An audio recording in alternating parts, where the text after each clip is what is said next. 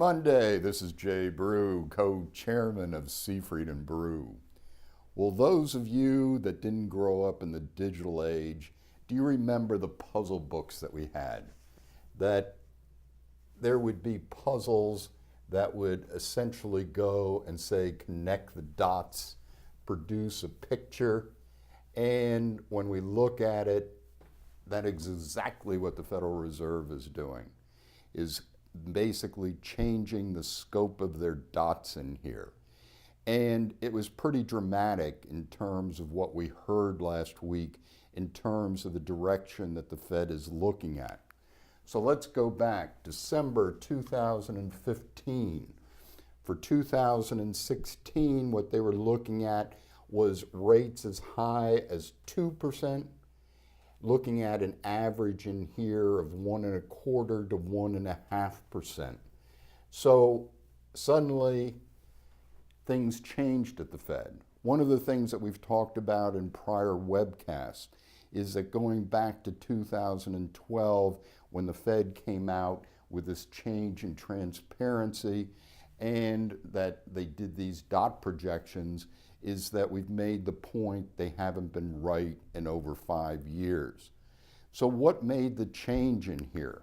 As we look back to 2016, suddenly now it's like 0.75% on average in terms of overall rates. In fact, one person suggesting that rates will remain the same in here. But still, the projection going forward for the Fed, even though it's a much more dovish situation, is still this increase up to 3.5% to 4% interest rates over time. And we've talked about this before. Does that really make sense in here? Especially when we look at the Fed's median in terms of change in GDP. The December projection, 2.4%, decreased to 2.2%, and then 2.1% in 2017, 2% 2018, and 2% longer run.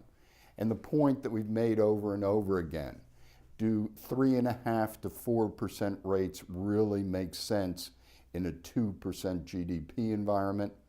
That is a big question. But I think for the time being, what it suggests is that the Fed, for all the reasons we've talked about in prior webcasts, like the labor market condition index being negative for 2 months in here, is that those must be weighing on the Fed in terms of where they think the direction of interest rates should go. And we've said it over and over again that based on growth, that those rates should stay at the current levels or even lower. This is Jay Brew, co-chairman of Seafried and Brew. Have a great week.